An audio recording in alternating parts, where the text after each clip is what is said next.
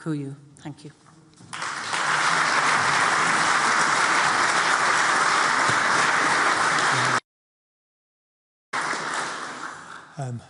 President Zelensky, Taoiseach and Ministers McEntee, Minister for Enterprise Peter Burke, Minister for Agriculture Martin Hayden, Minister for Higher Education and Research James Lawless, Minister O'Brien, Minister Neil Smith, Minister Neil Richmond, Minister Jack Chambers.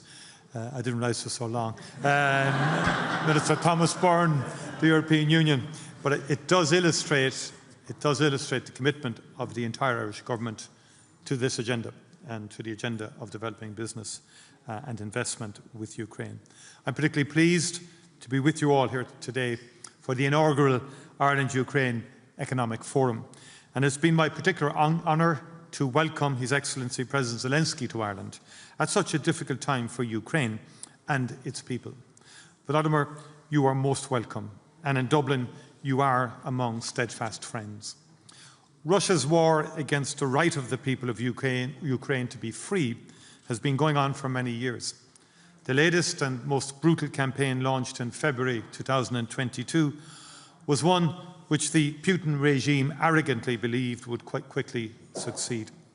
They believed that the sheer scale of Russian military advantage and its propaganda war could not be resisted. But they were dramatically wrong. They were wrong because they simply cannot understand the will of a people to be free, the will of a people to live in a country which respects democratic rights, the will of a people to be part of a community of free democracies. Mr. President, the bravery, dignity and determination of the Ukrainian people in the face of this savage assault of an imperialist aggressor is deeply inspiring. You and the people of Ukraine are fighting for European values that we all cherish: freedom, democracy and the rule of law. After nearly 4 years, you have shown time and again that the people of Ukraine will not freely give up their values and their demand to be free. In June, I spoke to the European Parliament on behalf of the Irish government and people, and I made it clear then that Ukraine's struggle is a struggle for European values, and that we have a duty to support Ukraine's membership of the European Union. More than ever before, the people of Ukraine have a right to have our unequivocal support in their quest for a secure European future.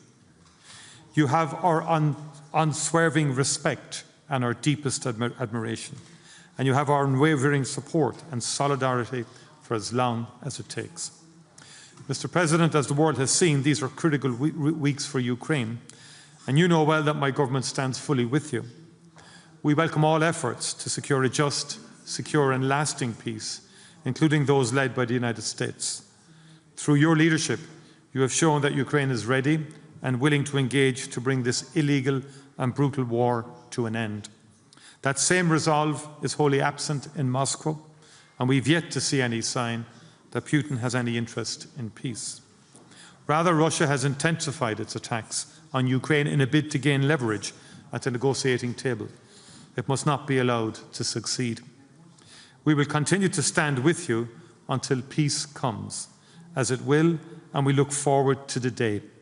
The people of Ukraine's deepest desire is to be able to live in peace, and I am determined that Ireland will play a role in the recovery and reconstruction which Ukraine will require.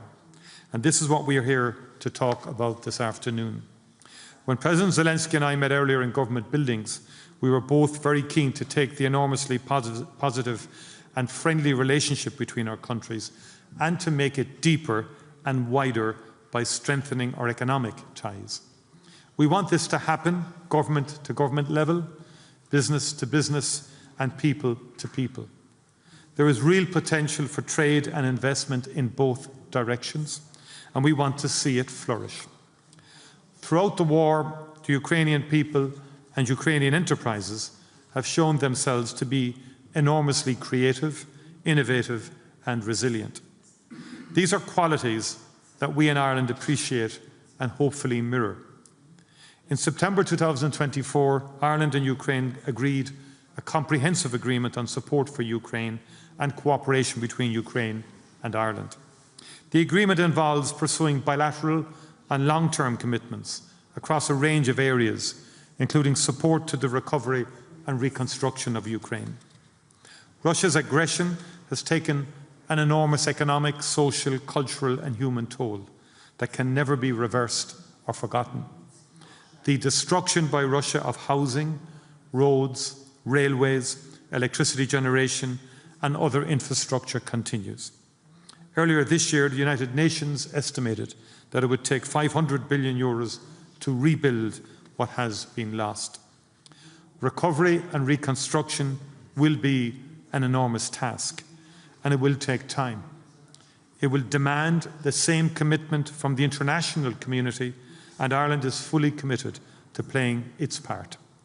In the European Union, Ireland strongly supports the European Union-Ukraine facility, which provides Ukraine with up to €50 billion in stable and predictable financial support from 2024 to 2027.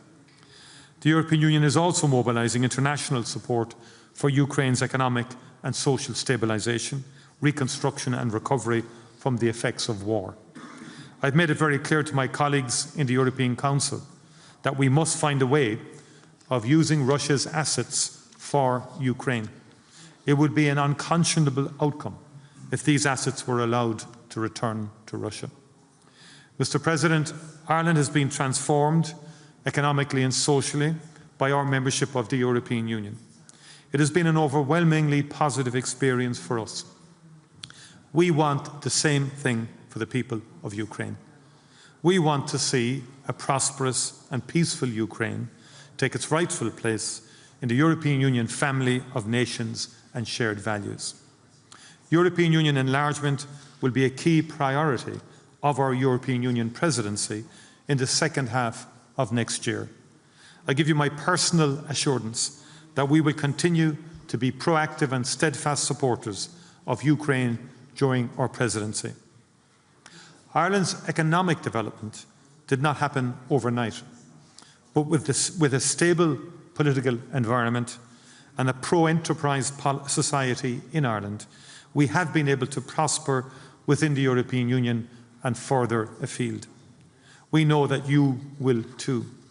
In that context, I am delighted to be able to announce additional support for the OECD's Ukraine Country Programme, recognising the important role that the OECD can play in advancing Ukraine's reform path and economic development. It is wonderful to see the interest of our Irish business community in this forum today. Mr. President, in the audience here today, there are some very senior and successful people from the agribusiness, medical technology, pharmaceutical, construction, communications technology, logistics, transport, aviation, and in the energy sectors. And these are sectors in which Ireland excels at an international level.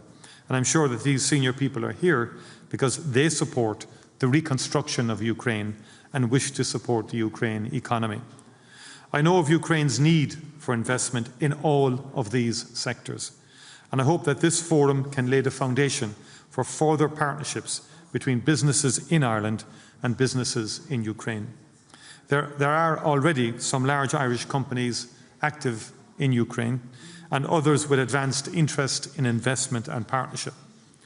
Despite the daily damage inflicted by Russia, the Ukrainian economy has remained remarkably resilient and has potential for stronger growth.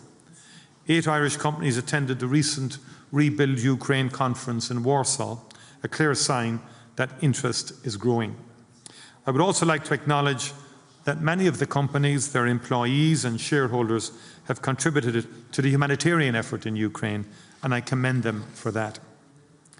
I want to also take this opportunity to pay tribute to the contribution that thousands of Ukrainians who have come to Ireland since the start of this terrible war have made to Irish life. They are most welcome. I know that you look to the day when peace returns, and that when it comes, many of your fellow country women and men can return home. As a country that has experienced migration, this is something that we understand. Ukrainians who have made their homes with us and those who return will create bridges between our two countries. I would like to recognise the contribution made by Ukrainians to the Irish economy, working across all the sectors I mentioned. I know that we have a few Ukrainian-owned or run businesses here today as well.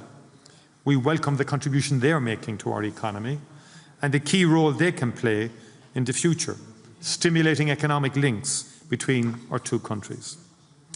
Ladies and gentlemen, earlier today, together with President Zelensky, we signed an ambitious roadmap on the Ukraine-Ireland partnership, which sets out a range of areas where our countries will work together to further build and strengthen our cooperation.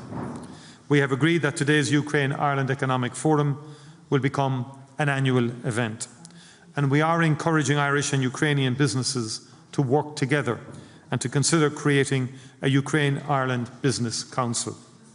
Such councils are an important platform for business connections and partnerships and identifying opportunities for closer business links. And so, therefore, I wish this forum every success today and hope that it will stimulate just such a council. And I would like to thank IBEC and Enterprise Ireland for their efforts in making today's events possible. President, the strength, resilience and determination of the Ukrainian people has inspired the world. So too has your innovation, creativity and accomplishments in technology, industry, science, and in the resilience of your economy. Even in these dark days, we work for better times, when the Ukrainian people can chart their own path towards prosperity in freedom and liberty. On a personal level, I want to say how inspiring you have been in your leadership. At some of the most tense moments of the last 4 years, you have participated in European summits. I and everyone present have been able to see your absolute determination that Ukraine will never bow down to the aggressor, that your values and culture will survive and sustain, that now will be the moment when justice will prevail. Because of you and because of the people of Ukraine, the cry of all who believe in freedom and democracy is and will remain Slava Ukraini. Thank you very much indeed.